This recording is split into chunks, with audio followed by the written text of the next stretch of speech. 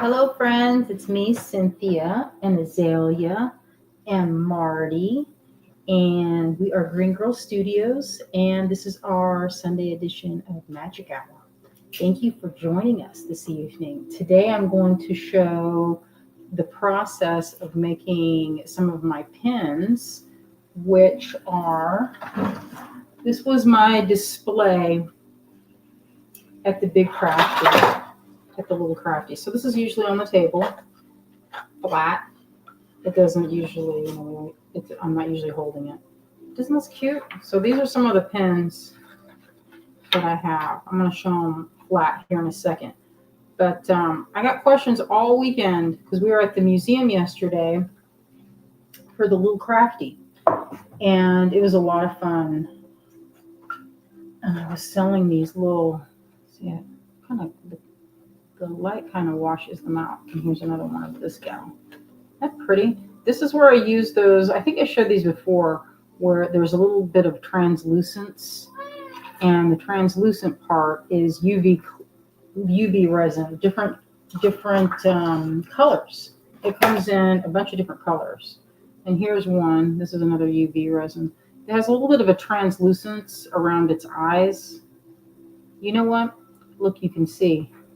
If you look, that has the same sort of proportions as my sun. See, look, compare. You can compare the look. Far forehead. So that's the far part eyes, muzzle, ears. It's my son. So I'm going to show y'all how I create these. Last week, we looked at how I pour them in resin. And I did get a lot of people saying, so how did you get the master part? How did that when did that take place? Well, that takes place tonight. I'm going to show you how it's done. So it'll be a lot of fun. And we probably won't get finished the whole process of it because it's kind of noodly. But I will show you how to start and how to do this and make your own if you want to. Marty, don't talk too much, Marty. Oh, this was the big hit of the weekend. This frog, this disapproving frog that also has Marty's proportions, the wide kind of slightly disapproving look. So disapproving. Let's see. Hello, my friends. I see Nilda. I see C. Gray. Hello, Robin Rose. Hello, Colite. Allison. Hello, my friend. Marty does have something to say. He always has something he wants to talk about. Hello, Terry. Hello, Liz. Oh, in Southern Arizona. We will be there soon. Liz, we're going to be in your neck of the woods here in February in the Tucson area. All right. Hello, Mary. Hello. Lori, Kalite, Jennifer. Hello, my friends. Okay, I'm pretty wore out, but you got to keep going. It's the holiday. We got to make money. Or what do they say? You got to make hay while the sun is shining. And that time it's pretty much now. This is our time. Holiday for artists is a big time for making sales. And a lot of the places that we make sales, they kind of got washed away. That's how it happens.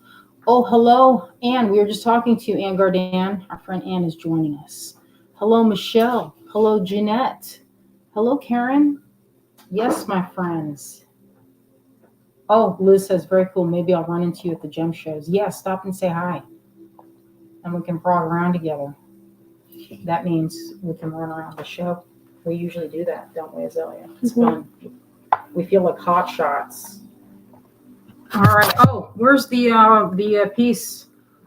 Here's some of the giveaways. Where's that other coin that was in the giveaway? So we have 3 giveaways tonight. We're going to run it 3 different times. We have this.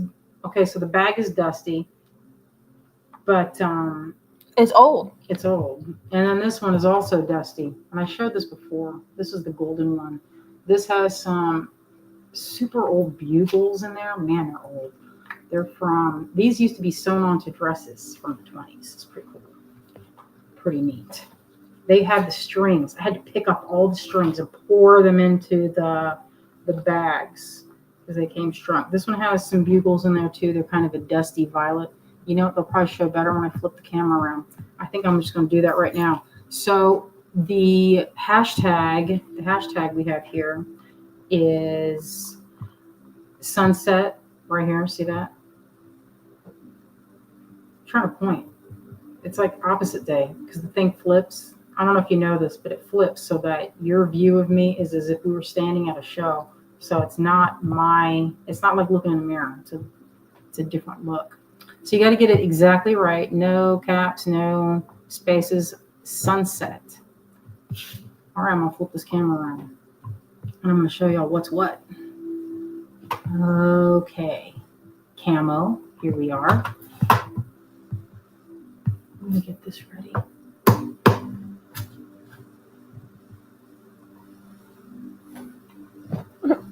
All right, here's my stuff. All right, so this is where's my thing from? I'm gonna pour this out for a second so we can see what's in there. All right, here we are.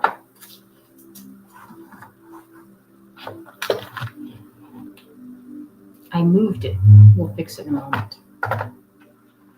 This is stuff from Anne. I keep looking at it.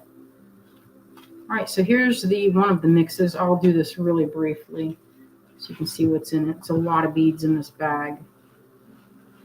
Some colors, obviously, since this was old when I bought it 20 some years ago, I want to say 24 years ago. What you doing with that cat? What you doing with that cat? Look at that mountain of beads. It's a pretty, my sister and I used to put these colorways together when we did a lot more bead embroidery. Isn't that pretty? So it looks a lot different when it's in the bag. So you get a good mix.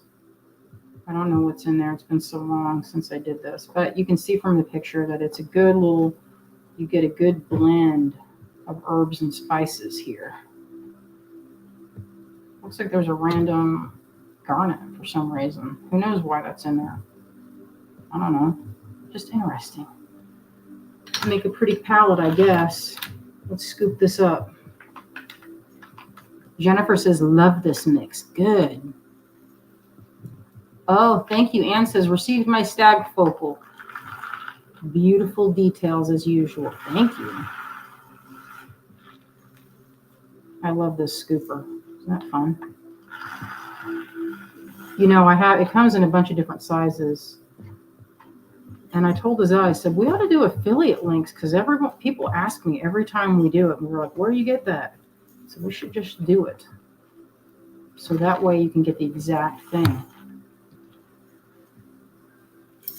Some drucks. I think they call that a druck when it's drilled from the top. Some interesting colors. Oh, and then you know what else is kind of fun? There are those, some folks don't like the seed beads or the sequins. I love them. They look particularly good in bead embroidery.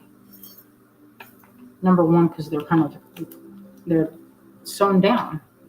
And then this one, let's look at this for a moment. This is the other part of the giveaway. We're gonna run it 3 different times. So here's a pendant. That's one of them. This is one of them. And then here's the other one. This looks better when it's outside of the bag. I think it looks a lot better. Because in the bag it's all dusty and chewed up looking. So yeah, I didn't know all that stuff was in the middle. So this is in the golden mix. There's tiger eye that I can see. This looks to me like, oh, that's a little piece of snakeskin agate. That's rando. Look at that. It's fun. Looks like old, what are those? Those are check glass. There's some check. Oh, I love these check with the ivory. This was my favorite blend back in the early 2000s. You know what I put with this? I put with that turquoise colors and like a dark red. That was my favorite to go together. That's probably why that red. That's like one of those, looks like a gooseberry, but I don't think it is a gooseberry. So that's what's in that one. All right. Now that you know, this is what's happening. I keep wiggling this thing over. We'll have to adjust that when the time comes. Oh, Jennifer says that's my favorite too. The ivory and Picasso finish. Yes. You know, I do have some of these mixes, and we should put these on the website. I had them on there we had an old website not too long ago. We've redone it in the last couple of years, and that was like a big deal for us because it took forever. We had the same site for well over 20 years, and it was just it was so hard to change things over. We lost a lot of content and changeover that I never got around to putting up. So I think this is part of that. Yeah, if there's any bead blends that are ready to ship, we're working on shipping them. They shipped all day yesterday while I was working the show. So that's good news. All right, I'm gonna move this to one side. Oh, and I want to show my package from Donna. So Donna had these really pretty beads up on her Facebook, and I don't know if it's part of a group or a glass group or what, but I like the packaging. Isn't this cool? It's all recycled. I'm going to reuse this, Donna. Don't worry. But look at these.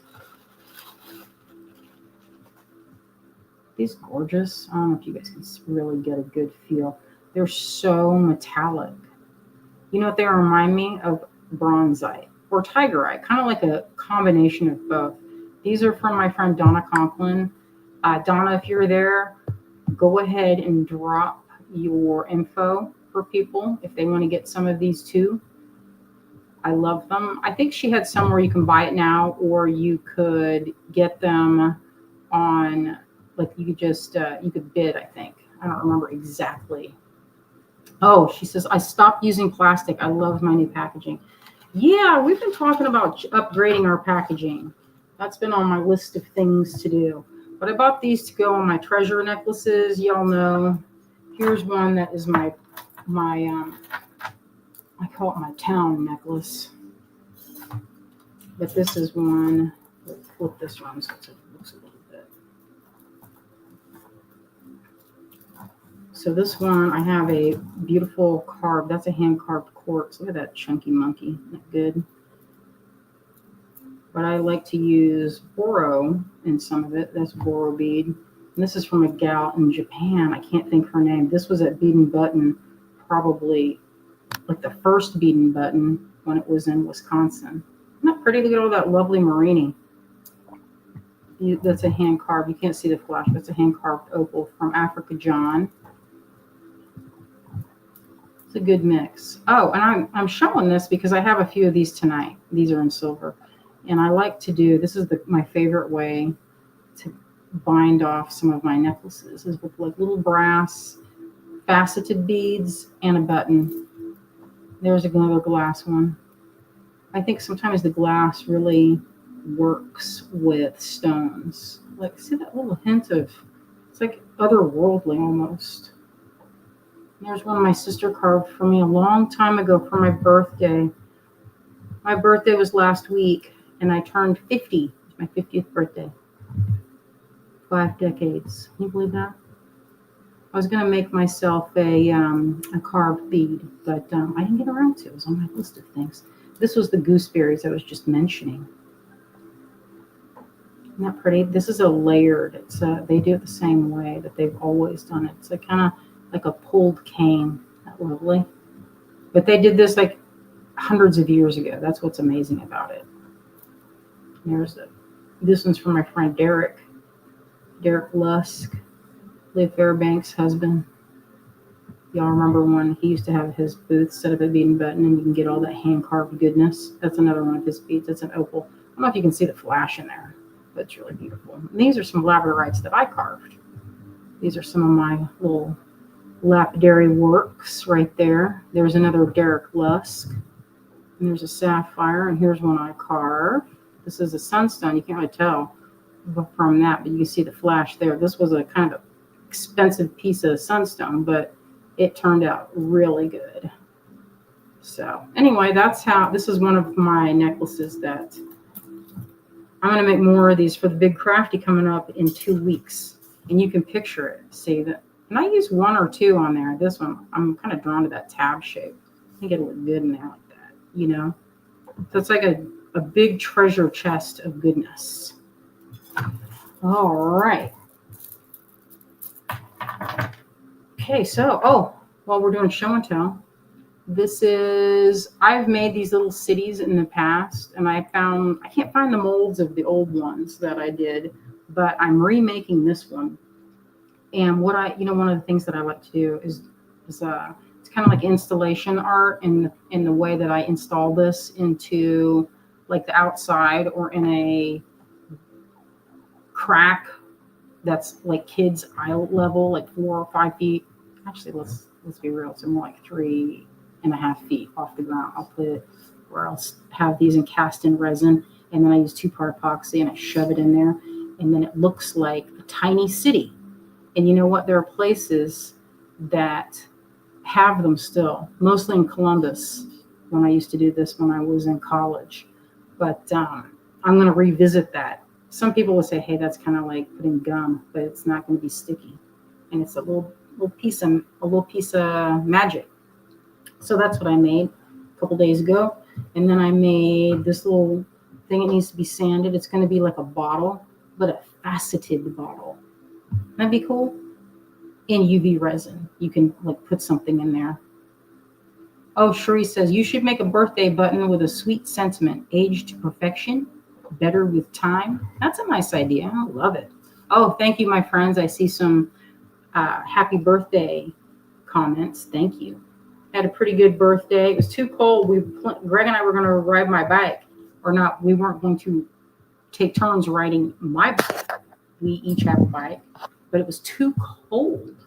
So that was not, I can't deal with being cold. I don't know about anybody else, but when the wind blows my ears, then I have to stop. So this one, let's see. So this is the faceting that I'm trying to get on this. This needs to be sanded to get these planes. So what this is polymer clay.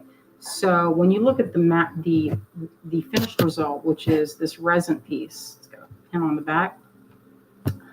Sometimes I flick acrylic paint or metallic paint on these cards to make them look a little bit less utilitarian, but I ran out of time. So they're kind of like in their basic, I don't know, I think it looks good. You could write on the card if you wanted to, but I usually stamp it on the back that says Greengirlstudios, but I'll do that later. It's on my things to do list. Anyway, that's the outcome of this. This one right here. And I'm trying to get those planes. So that's why this isn't in the done pile. I'll use wet and dry sandpaper at like 800 grit. And that's how you get these. Deborah says, happy belated birthday. Thank you. When you carve a bead, are you trying to do that with a saw or, Deborah, I'm glad you asked. I'm going to get to that right now. You're going to see what happens. I'm going to flip this. I'm going to move some of this stuff out of the way. Clear the decks. All right. So this is a little jar of conditioned polymer clay. And it's different colors because I use polymer that is different colors, but I usually like beigey colors because it seems easier to see. And I conditioned it till you want to make it so that the colors don't have any striations. And if you have a pasta machine, I have one somewhere over there, but I didn't get it out for this because it needs to be put on my stool, and Marty was on it, so I left him. So since this is a small amount, and I have some ready to go. These are some that are blocked out. You can see I was working on a cat, and here's another cat face. And to get to that, what I'm doing here is I'm pressing out any air bubbles. Usually you don't want, you can kind of tell, you can kind of feel it if there's any air bubbles in there. This was previously conditioned with the pasta machine. And when you're running it through, you run it in going in a direction where if you have folds, the fold opens out and it doesn't trap the air, but it squeezes it all out. So it would be like this. So you would not put the clay in a pasta machine where it would lock the air in this way. You would go where it would come out the top. But you can see it's really squishy, nice and squishy. So if you do smash it around like I generally do, I can't help but do this. I've heard time and again people that do polymer clay, they're like, you shouldn't do that because you're introducing air into the clay. But if you look what I'm doing, I'm folding it, and I'm smashing it from the middle out so that the air comes out that way. See, it's smashing from the middle out. And you might get some air bubbles, but oh well, that's life. I mean, if you want it to be perfectly free of air bubbles, then you can just run it through the pasta machine and not flip it or do anything to cause air bubbles, but because they'll make little pockets. But if that's the case, usually if I have one or two of them, I'll just cut them off with a razor blade and fill it. It's not a big deal. So let's see. I wanted to make a cat. I'm gonna make this cat. But I think what I'll do you like this size, Azalia? Yes. Oh, Wendy says good dexterity exercise. So I just smashed this cat. I'm going to start over so I can cut away some pieces. Nice and soft. Now, if it does get stiff, say you let your polymer clay get kind of hard, you could use liquid polymer to soften it up. You could use some baby oil. Baby oil would work. I have a little bit of rubbing alcohol at, I think it's 98%, but I use that to clean up the edges. And what I'm going to do now, I'm going to pop this little, actually I could just move that over. I don't need that. We'll use this. These are tiles from, I don't know if it's Lowe's or Home Depot, but when I was looking for tiles to put in my kitchen, I saw these samples and I was like, hey, maybe I'll take a few of those. I didn't take a bunch of them, but I took a couple to use in my little polymer oven. But you know, if you find one that you like, or the color, and I did find some, like I bought a whole, this came in a set. You could buy it by a flat, and it had like 12 of these on it, and I just cut them. I just picked them off, you know, because they were stuck on with an adhesive, and you're supposed to just lay them down and put grout in the middle. I just pulled this off so I could use it. I just thought it looked really pretty, but it will survive in the clay oven, so that's what I use it for. Wendy says adult Play-Doh. Yes. Allison, the many faces of Martin. I never get tired of it. Oh, Terry says I found my tiles at Habitat Restore. Not terribly expensive. That's good. You don't need, you don't need a lot of space. If you do, they come in different sizes, and all you need to do is buy one, and it usually comes with multiples. So I'm going to get the basic shape of this cat head. I don't know if I want to do another one of these to match, like to make more of them because I'm kind of obsessed, but this actually takes me forever. So I'm not going to do that one because y'all probably want to do something else with your day. Okay, I'm going to get this in the basic shape. I don't want it to be too big. Where's that one? No bigger than this. We'll do that as the size guide.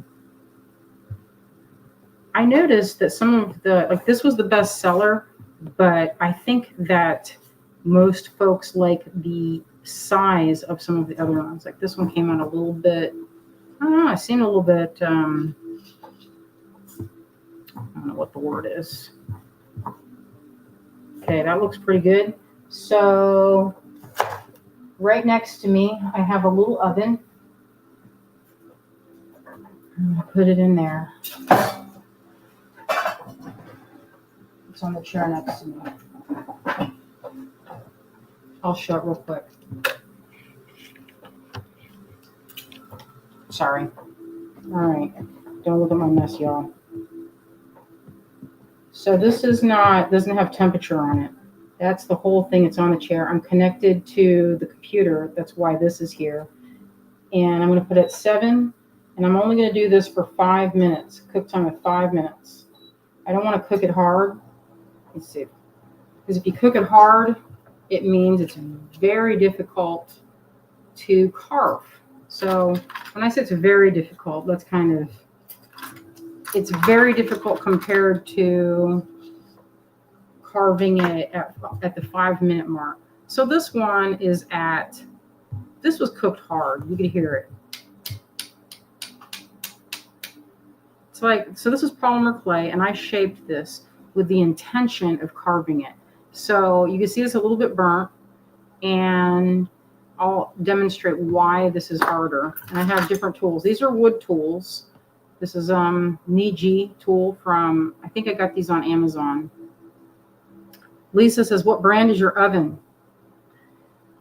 Hardway Home, Mini New Wave. It's old. I don't think they even make it anymore, but they have newer, nicer versions now. So this way you can see I'm having to exert a lot of effort into making smooth cuts. It's not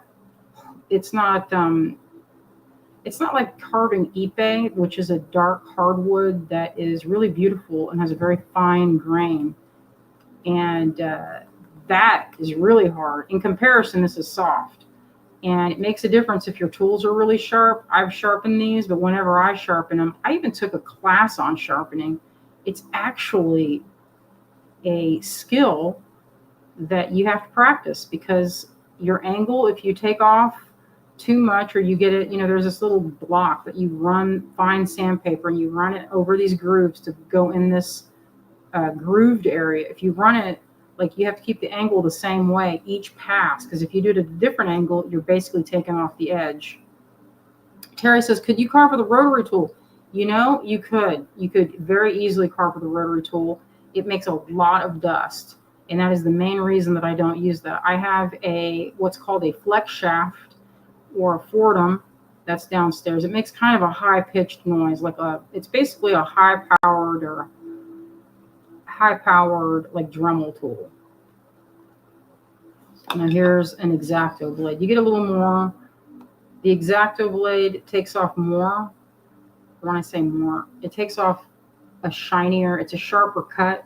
This side I feel like is a little more rubbery. I don't know why it cooked unevenly, but yeah, I should not have left this. I put it at high, and I did not think of putting it at a different level. So on my little oven here, I don't know exactly what the temperature is, because it doesn't say. It gives you a choice of high or low and in between, and I put it at 7 for 5 minutes. So I should, get in there with a temperature gauge and figure out exactly how hot it is. But I would guess 350, because it's a little hotter than my heat gun. But you can see, wait till you see the other. It's like night and day carving that. These have to be repaired. So when they came out of the mold, some of the pieces broke. So on this little snail, the little antenna or eye stalks broke off, and I have to repair that.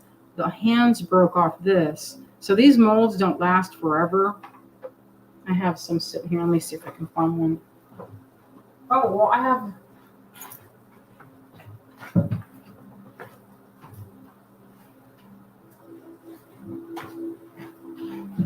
So when you pop them out, occasionally, so this is one of the silicone molds. This is not the piece. But when you pop them out, sometimes they're glued to a piece of wood so that they don't just, and you have to secure them. This was put into, you can see it's a cup that was trimmed probably this deep and put into like a piece of clay to hold it. And then the piece was stuck down in. And the only thing, though, when you do that is when you remove it, sometimes when you're popping them out, you can lose a little bit. So I lost the arms here. I'm going to redo those. That needs to be done. And when this came out, it broke. So it'll need a little bit of glue. It'll be Karen says, what's the secret to carving clay sandstone without breaking them? I never did. I never figured it out. Well, it takes, number one, sharp tools, or I'm going to let this cool. It's hot. I'm going to let it sit there for a minute. It does take some sharp tools. That would be my main thing to say about that. And using a light touch. You don't want to go in, and when I'm holding this piece, I'm supporting it. One of the things I notice when people are carving is they'll hold it like this and really, really push and not support. So if you're doing that, you're putting pressure, and when you're digging it this direction, you would cause a lot of strain and cause the piece to fracture. And I have done that. So I have broken many pieces that way.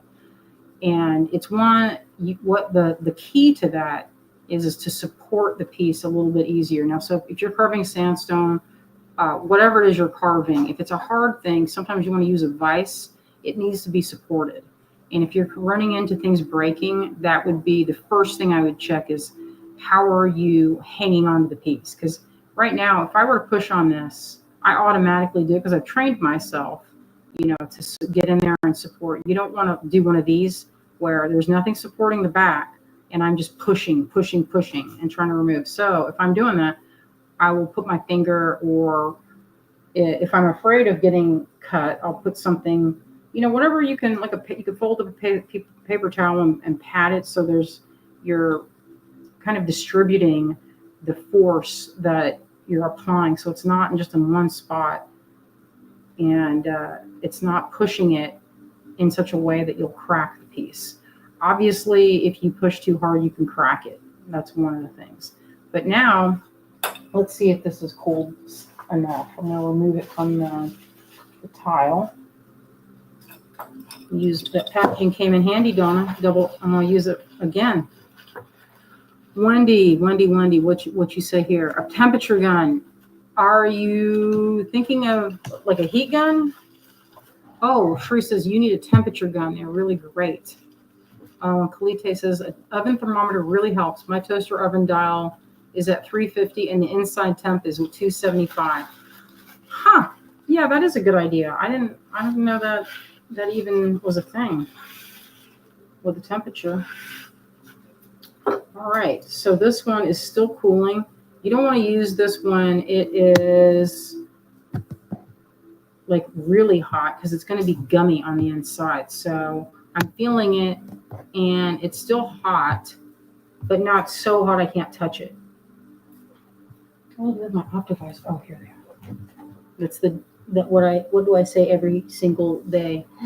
Where are my optivisors? It's on your head. Terry, this moth is made out of baked hard polymer clay. It's really baked hard. This was at like the highest setting. I forgot to put it at 7, and I baked it for a long time. So this is baked hard. Deb says, is it going to be a kitty? Yes, it will be a kitty. And the way you take these, it'll cool faster, but it's not stuck to this little plate. It's almost continuing to cook. There, loosened it up. Mary says, go to ThermoWorks and do a search for temperature gun, and you can see one. I want one. I want a temperature gun. Sounds fun. All right. Let's see what kind of tool I have here that will be perfect. I like to do little facets when I'm carving this. So let's see. Put my optivisors. Oh, listen, I like to go to Harbor Freight. My brother says it the same way he goes. Oh, let's go down to Harbor Freight. He sounds just like my dad. Now, I don't know if you can see this. I'll get closer. But this is like, it's still a little soft, but this is very, very satisfying to carve. I highly recommend this, even if you don't make anything, even if you're just whittling it away down to nothing and just wasting your polymer clay, it's still worth it. It's pretty fun. I'm not going to lie. And the reason it's fun is because it's nice and soft. If it weren't warm, I'm just impatient. And if I had usually what I do is I get a clean blade in there, not one that's like kind of messed up like this one. I had some that were gold. I mean, they weren't actually gold. Oh, Deb says you can get those temp guns at a restaurant supply. Nice. Yeah, that's a good idea. Mary says, I bought one for my husband and he loves it. Okay, I'm sold. I would love to know what that temperature is so then I can tell everybody else exactly what temperature I'm using. So from this stage that I'm whittling away with delight, because that's what's happening here. Forget what I'm doing, talking. Just forget that I'm talking, just carve away on it. It's a lot like carving, if you've ever carved basswood, it's very much like that. Or soap, kind of like soap. Pretty easy and fun. And you can get, I usually don't get, let's see, I have this tool too. Oh, these are from, I have some of Christy Friesen's tools.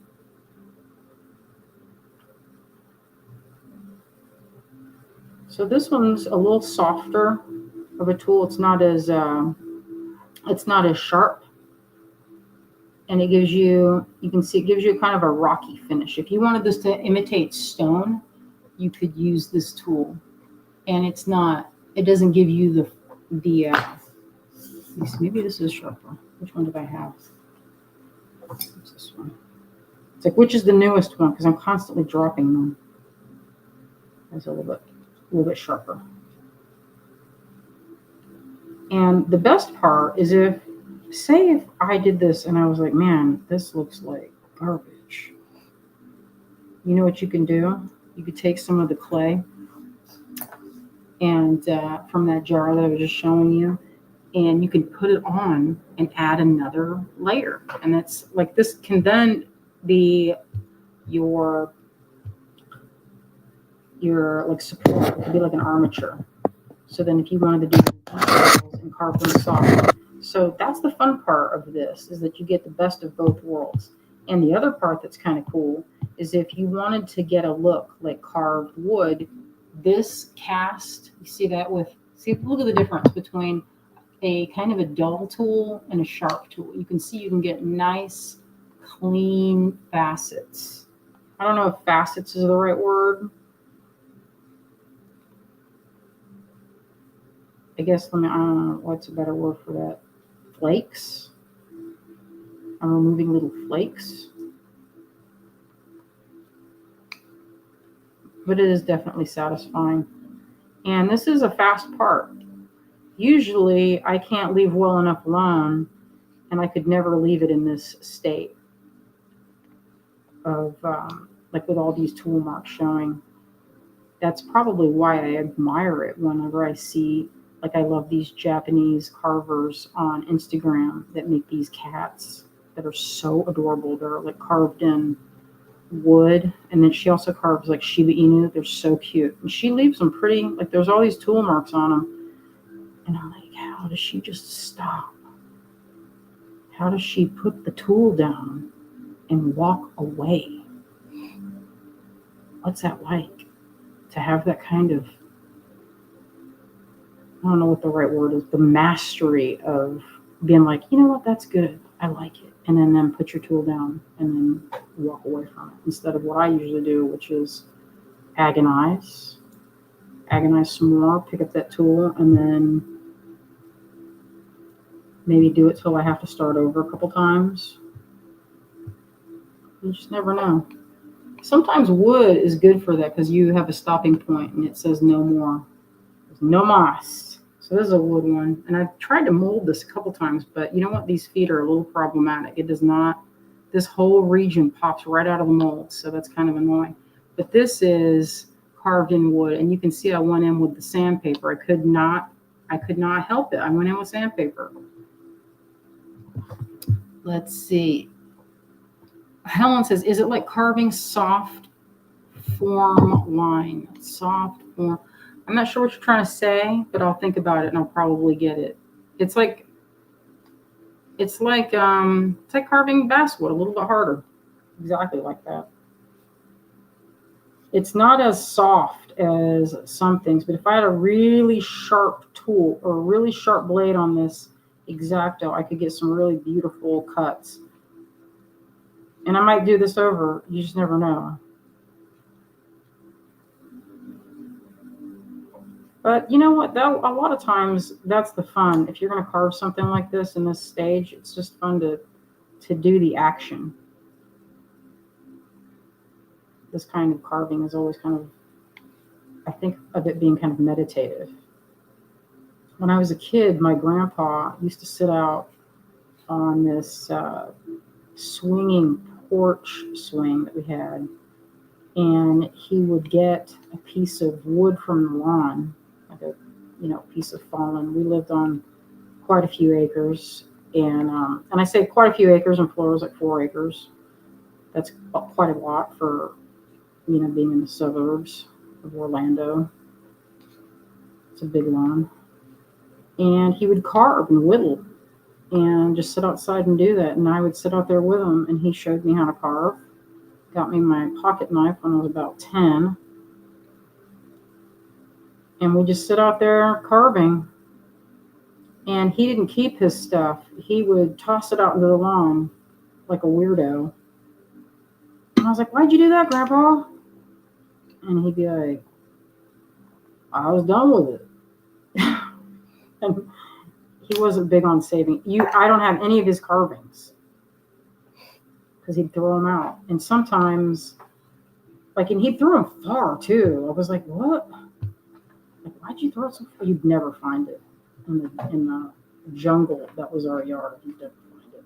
There'd be like birds. He'd carve different animals on sticks. That was pretty fun.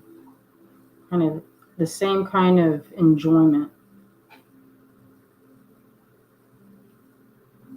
Oh, so this is, so you can see how this is getting the shape and also getting a good, this is like a little more, I don't know, there's a little bit more of a,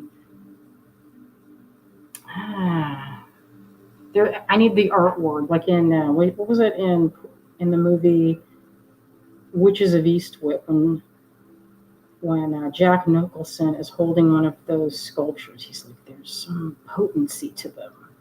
There's something about that. When you see tool marks, I love that.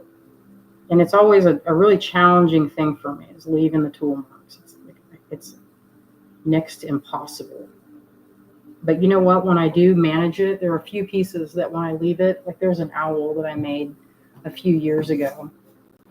And I left it. And it has that kind of whittled look. And it's one of my favorite pieces. But I can't seem to, as soon as I set this down, I know what I'm going to do, which is go in with the fine-tooth sandpaper and doctor it up. Because, it can always be cuter. What I'm doing now is I'm also checking the form. One thing you don't want when you're making these, you don't want to do something that's called an undercut. The ones that work the best are that have a flat back. It's open and it flares out like this. And the reason you want that is because anytime you tuck in, like this is kind of the tucked in piece. Where'd that frog go? So this one is, see, this is a very slight undercut. It's not enough to keep the mold in, but if you have them where they're not flared out, they will tend to trap air, and that's where you're going to get an air bubble practically every time, unless you powder your mold. See, here's one, like on this one, this is called an undercut. See under his chin, if you looked at this upside down, this would be the pour spout.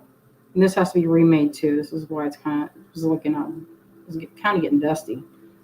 But this is the original. This is a polymer piece that I made for these silicone molds. And this is an undercut right here. And I get air bubbles right along here. So what I have to do is I have to powder that part of the mold and make sure it's completely powdered, or you'll get air bubbles. It's one of the things. Or like this one. This has almost too much. I don't know. I made this and it does not like to be made into a pin. It's funny because it doesn't work well. I made it for a frame, and I was going to put these on the frame, like one at the top, and then carve the rest of it. But listen, she gets on her face. She gets air bubbles right, left, and center. So I have to powder the heck out of it. And I used a metal-infused resin with this. So I used metal powder to get that kind of bronzy look. But this is an undercut here. You can see it when you flip it. You can see anywhere it tucks in, it's called an undercut. So this is chalk. I mean, it's still flat, and it's not too bad. It'll come out, but you get air bubbles in the undersides. Yeah, you can. Shree says, again, a variable speed Dremel for sanding. Yeah, that is the way for that. I'm kind of funny with my carving. I like to be kind of connected to it. And you see I'm going in. I can't help myself. I just went and made it where it's like kind of a slight undercut. It works better if you don't do that. And I know it, and I still do it. There's a face. We'll get in there. So now I need some tools that will give me a nice sharp to find my other carving tools. These work well, but I have a set that are micro fine that I can get in there. I think I have them sitting here next to me, ready to go. No, I don't. I thought I did. That would have been that was actually not carving tools, but sanding sponges. I was close. What do you think, little daughter? Looks handsome. Does it look good? Does it look like the boy? Getting there shape-wise? You see his flat side of his face. Oh, hello, Rosie. She says, hello, everyone from Buena Park. Oh, how you could carve a bead. Bead is a little bit different. If you make a bead, you want to make it where you either drill out the hole or you put the hole in by using a kind of like a metal mandrel that you use for glass bead making. So basically a long steel rod, or it doesn't have to be long, it can be any size. I'm trying to get the shape of his face.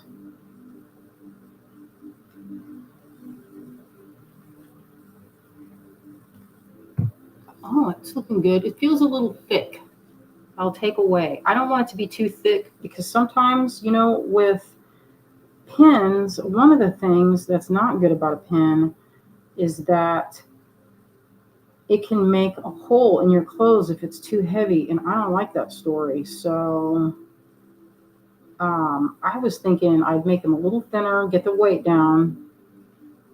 Or I did see these things where they're like a magnetic pin back, but I haven't tried it. It seems like that's a good way to get your thing lost. To me, it doesn't seem like that's, maybe, I don't know if folks have experience with those magnetic pin backs and if they're really strong and worth it. Because I think whenever I've looked at them, they were more to have made. I've wanted to have pins made in the past, like enamel pins. I just haven't done it. It's on my things to do list. And I already make things in that kind of range of prices of like 8 to 10. I'm like, I need to get in there and have different prices so I'm not in the same range. It's one of the things that I tell folks that are new to setting up a table, if you're at a craft fair, is have multiple price ranges. Because if you go in and you only have like your cheapest things like $50, you're going to be sitting there But, I mean, it depends. Of course, it depends. I say that, but it really depends on where you are and what people are shopping for, you know. It seems like that's harder to get at a summer market. Like when it's hot outside, they're not in the mood to carry a bunch of bags. So your prints and things, those are the things that I seem to move. Oh, it's getting there. Let me draw his face. So another thing I like to do is I'll get one of these tools. It's like almost like a cuticle pusher. I have a bunch of those, just a generic spoon tool, or you could draw with um, pretty much anything pointy. It doesn't have to be even this little. I'll just use this. I kind of wanted to draw with another one. I think he has a face that's kind of like this. That's his nose. And it's so fun when you get to the picking away. I have another tool. So good. Where is it? Here it is. This got a lot of use. This is from, can I even read that? AMC Creatures. Or maybe it's AM and then Creatures. Look at the end of this tool. Isn't that cool? It's a little tiny, it's like a little plaque scraper. This is made for clay. Plaque scraper. Oh, Deb, I see that you've said, hey, is that a cat you have? Baby mountain lion? A Chauncey? Now, when you said Chauncey, it made me think of that book series, Hamish Macbeth, the Scottish police constable. And he had a Scottish wildcat named Chauncey? I think it was Chauncey. He loved that cat. It's such a cute story. And then I also love that cat. Every time I listen to him, I'm like, where's Chauncey? Say Marty.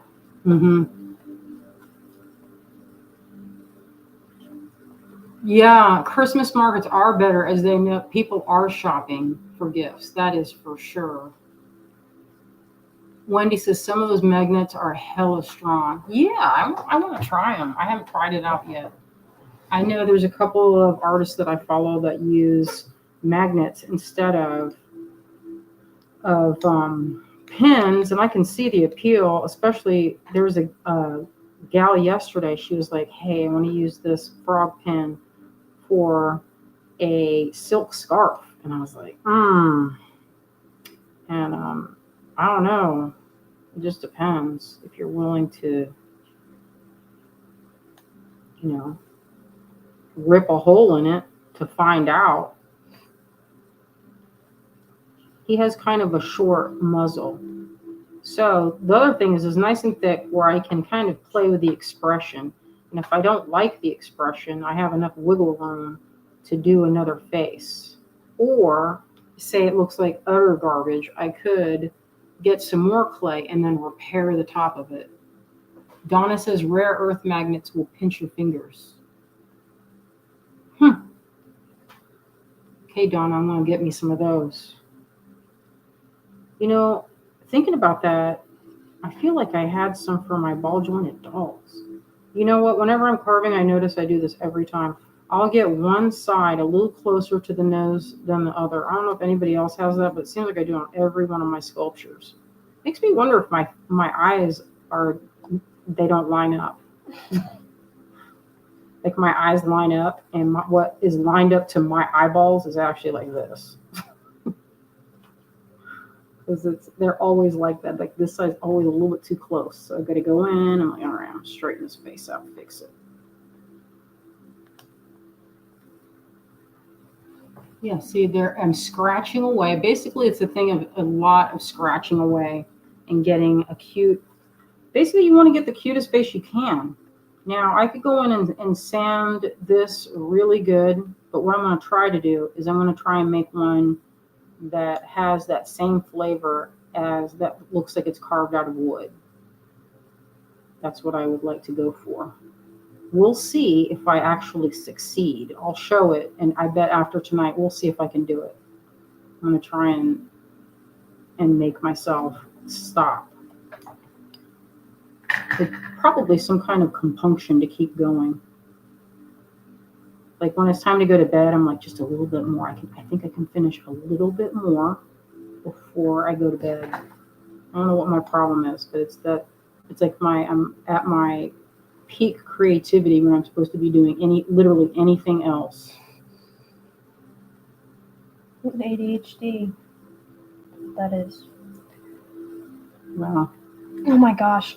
Lockie said that to me today because we were going through a bunch of my old sketchbooks from when I was in elementary school, and I was starting a new story every like 3 pages. Wow. I know I would write I would draw a book cover idea, and then I'd write chapter 1, and then I would write a couple pages, and then you would turn the page and it would be a new story. A new story, chapter 1, and like the highest I ever got in any little story was like 4 chapters. He was like, dang, ADHD, this whole sketchbook. Every other page is a new book started. New idea, I guess. Got bored with the other one pretty fast. Oh, Allison says, I'm not supposed to use rare earth magnets with my pacemaker. Now that's something to think about because you don't want to have something that not everybody can use. So that's a good point. I didn't know that. So this probably leaves out because I think those are also in like bracelets. I don't trust them as far as my jewelry. I've had a few magnetic clasps, and even though for the most part I've used them and they didn't come apart, I have lost several. So to me, that's not. I just use the standard styles of clasps. Even though I've had so many people ask me to make magnetic ones because apparently they're easier, but to me, easier just means it's easier to come off. Yeah, for sure. Oh, it's so convenient to remove, huh? Oh, really? Wow. That's a good sign. What do you think so far? It's hard to get the detail, and I don't know if I think I have to go remove more here and here so his face has more depth, because as it is now, it's not enough it's not enough, I guess. Well, maybe you can set it aside, and then we can do our silver. Oh, all right. I'll take a couple. As I was like, all right, let's do this. It's been an hour. Oh, has it? It's 8 o'clock. Oh my, sorry y'all. I was trying to keep it. Y'all probably like, when is she gonna wrap it up and do the giveaway and the sale, which we will get to here. I'm gonna try and make the bridge of his wide between the eyes. It's like you, Azalea. I thank you for reminding me about that. It's one of your cutest features. It's better than if it was like, sometimes too close together or oddly spaced. Well, I have a matching face with all the cats. That's good. Same face. Mm-hmm. You want to see what I'm working on? Yeah, let's see it. I'm making a star pillow for the couch, and this is the bottom of one of the star by diamonds. Feel the fabric that it makes. Okay, I don't want to touch it. We'll get it with this. This is a project Azalea's working on. Isn't that cute? It's all bulky, so it should be done pretty fast. But I'm going to make a star pillow for our couch. Oh, Clem is leaving. See you later, Clem. Good night. Good night. All right, so that I took off a little of the nose bridge, and you can see that already improved it. Check it out. Far apart, just like my son. Look at his face. Yeah, it looks pretty good. See? Looks real good. Face. All right. I'm going to clear this up because that is true. Folks would probably like to do something other than watch me carve a cat face. Mm-hmm. All right, I'm going to move all this stuff aside, and one thing that's kind of fun is I have little various brushes, but these little things work good for this. And like everything has multi-use. I don't want to toss this. I have been known to accidentally toss my masters into the trash before, accidentally. I like to use these little pieces of leather that makes it for an easy way for cleanup. So you just scrape it right off the edge onto the mat.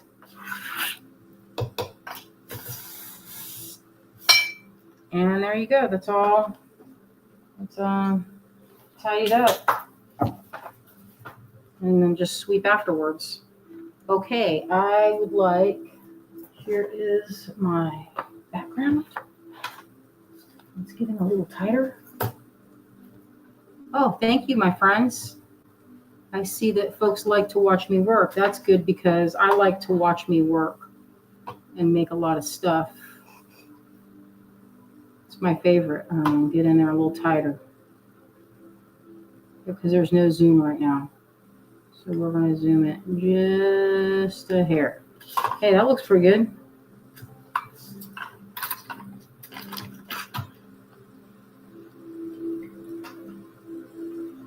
All right.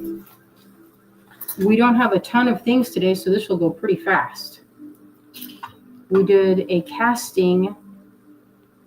We have the giveaways to draw at the end too. Let me see. All right. So how many do I have of these? I have 2. So I have some of these little arrow clasps in silver. $18, lot 405. If you'd like this, I have 2 of them.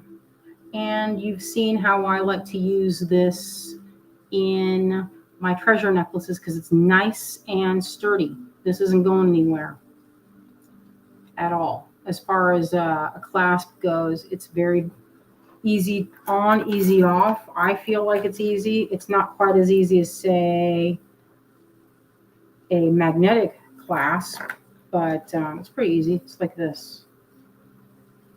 You go in and then like that.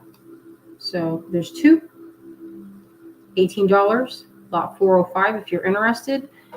You just put in the lot number, and if you're watching on replay and I sell out, you can always email and see if we have it. And if we don't, then I will put it on a list and we will try to make more. The reason I do small amounts, people are like, why do you do like 4 or 5, 2 or 3, 4 or 5, like that small numbers, is because silver is expensive. And if I make 20 of these and only 2 people want it, then I've put in time, labor, and metal into something that's going to sit, and that is not good. So this is 410. This is the mushroom clasp. So I picked out a bunch of mushrooms, or not mushrooms, clasp type things. So this one is 410. If you'd like, it's a nice heavy duty, detailed on both sides. Really lovely. Finely finished. Sterling silver. All right, I have 4 of these. This is one that I use. If these don't sell, I use them in my jewelry. Big Crafty's coming up, and I will use them all. So this one is lot 413, little star button. You saw this one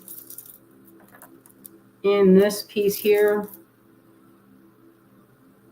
The good part about silver is that I don't think it ever goes down in price. Well, not that I've ever seen that it goes like it travels downward. Metals don't usually do that. They travel upwards. And this one has a patina. I didn't shine like these. I didn't do a heavy patina, but this is after several. I don't know. It just changes to a nice. You get darks in the cracks with that naturally. So that's 413. All right, the next one. I have 4 of these. I had a few people ask me about this mermaid, so I made several. All right, so it's $20. I make this necklace. Listen, I charge usually more for this one. Did a little bit of a deal here on this. There's a little more handwork for this because she needs cleanup. So $20 on this is actually, it's a steal. It's lighter in weight, but there is more handwork. So this one's $409. She's detailed on both sides, and the loop is pretty generous. Like you could get a good sized chain through there if you wanted to. We'll beat it. There's 4 of them. And that is $409. All right, I have 2 of these birds. This is one of my favorites. It's kind of more of it's a little heavier. It's a heavier piece. And this is 411 2. I put this on several necklaces. People like it. It's a good selling point. If it goes in the front, it looks good. See, let's demonstrate that. See, it's like this. So this is why this doesn't come apart. You have to go through one arm and then the other. See, when is this ever going to happen while you're wearing it? Let's just say never. And look how secure. So if it flips, it's still pretty, still good. You could do it this way, or you can, so it's like this variation. For me, I like a clasp that can be in the front or the back. So that's what. See, when you're making something with this, the key for it is to make it so that it can pass the widest point, like right across there. So then it can do this. And then it's secure. All right, this one, a little heavier. This is my goldfish button. This is my goldfish pin. I named her Princess Mononoke. She was an imperial, long-tail, fancy goldfish from Rain Garden Goldfishes in Hawaii. I have 3, $24, $4.14. This makes an excellent bracelet. And if you don't like the oxidation in the crevices, this would be a good one too. You could go in and hit it with a toothbrush, or you could patina this with liver of sulfur, and it would be nice and rainbow. You just use hot water to start, and then hit it with some cold. I have 3. It's $4.14. This one, I had several people message me about this. So this one's lot 404. It's $20. It's another one of those types of clasps. I'm not sure. It's not an E clasp, even though it makes the shape of an E. There's another. I don't know what the name. Ram horn clasp. This is an old style of clasp. This is like ancient style, and it has a neat shape. So you can do that with. This is a macrame loop. You could also, looks good with.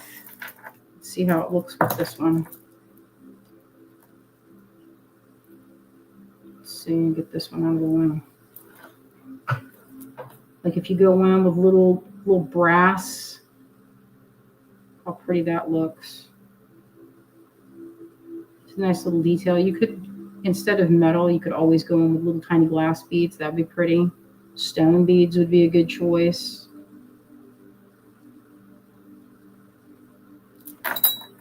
Okay, this one's my favorite. I have 2 of these. So I'm looking at the lot numbers.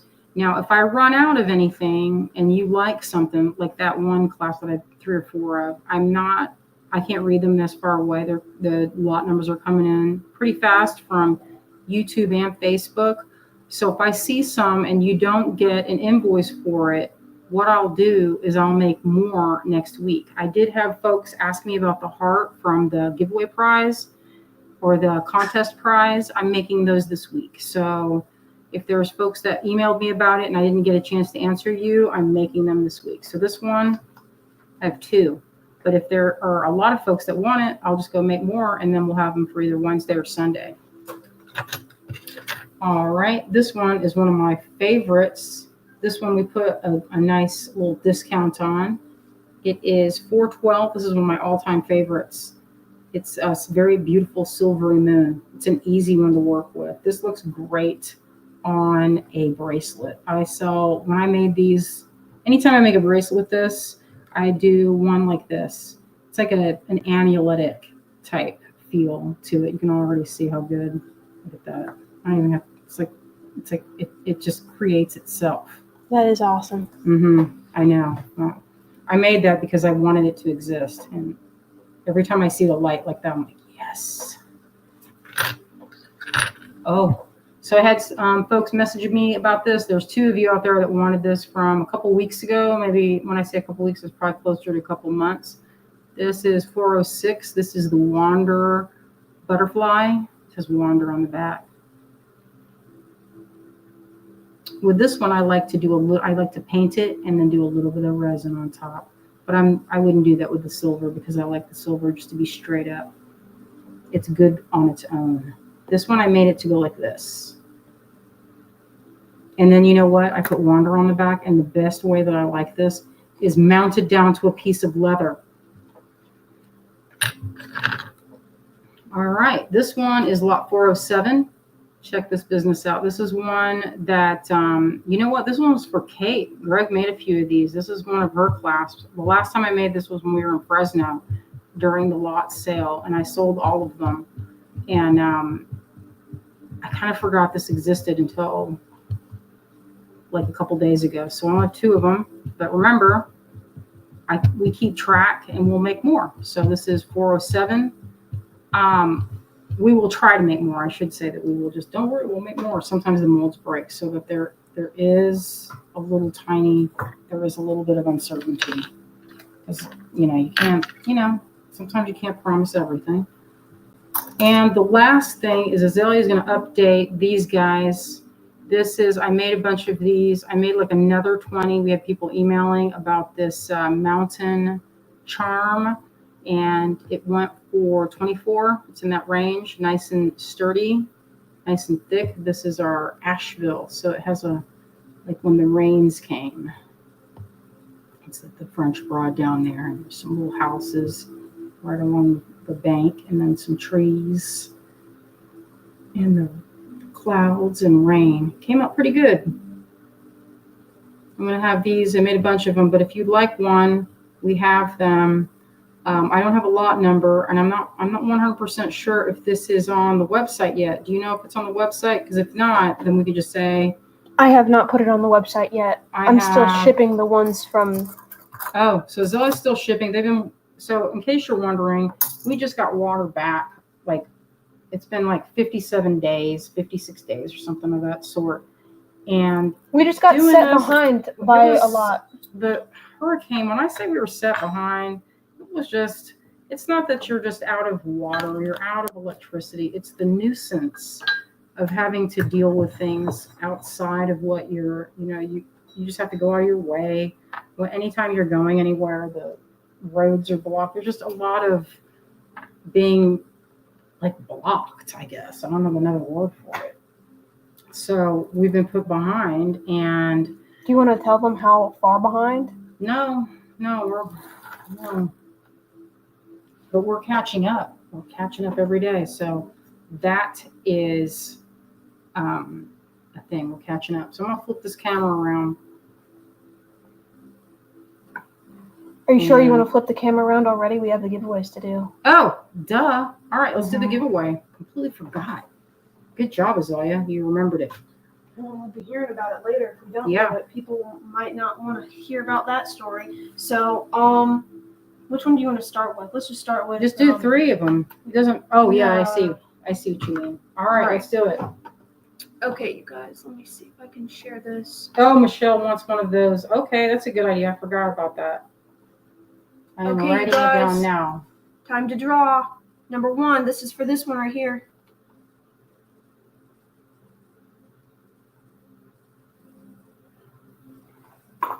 Wendy. Are you here, Wendy? Send us a message. Oh, yeah, you just messaged just now. Okay, Wendy, you win this one. I think Wendy actually liked that one the best. All right, let me all right. Okay, Wendy, I'm gonna write that down. For the purple one. All right, let's move on to this yellow one next. The golden one. I called this hashtag tonight sunset because the colors kind of reminded me of a sunset, all 3 together. The kind of gold and purple. It's not often you see them together, but I have before. It's very pretty. It's when it's just turning. All right, for the gold kit, our winner tonight is Karen. Yay! Okay, so Karen gets the gold. All right, and our last one, this brass eye pendant. Am I in the camera? Oh, yeah, there we go. There it is. All right, this is the last one. Draw it again.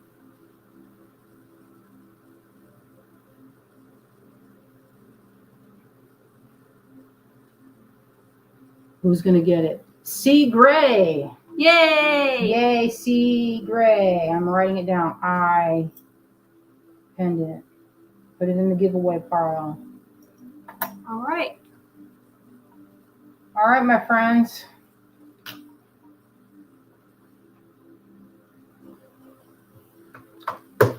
Okay, that was pretty fun. I'll show pictures of the piece when it's finished. And you can say, you now know. how to make a resin master to cast in resin. All right, my friends, we will see you on Wednesday and next Sunday. And don't forget, in 2 weeks is the big crafty. So if you're around or if you want to come to Asheville, it's perfect time because there is, I'm pretty sure, free parking until the end of December. I'm not 100%. I'm sure on Facebook you can track down that information. But all the restaurants are open down there. We have clean water now. That just happened this week, or maybe it was like 3 days ago. It's hard to keep track of it. So you don't have to worry about the water situation anymore, which I know some people were pretty concerned about. But now that is no longer an issue. Come on down. It's like downtown. It's not quite the same, but that's how it goes. All right, my friends. Thank you so much for joining us this evening. And we love you all out there. And we hope you stay creative this week. And we'll see you on Wednesday. All right. Good night, my friends.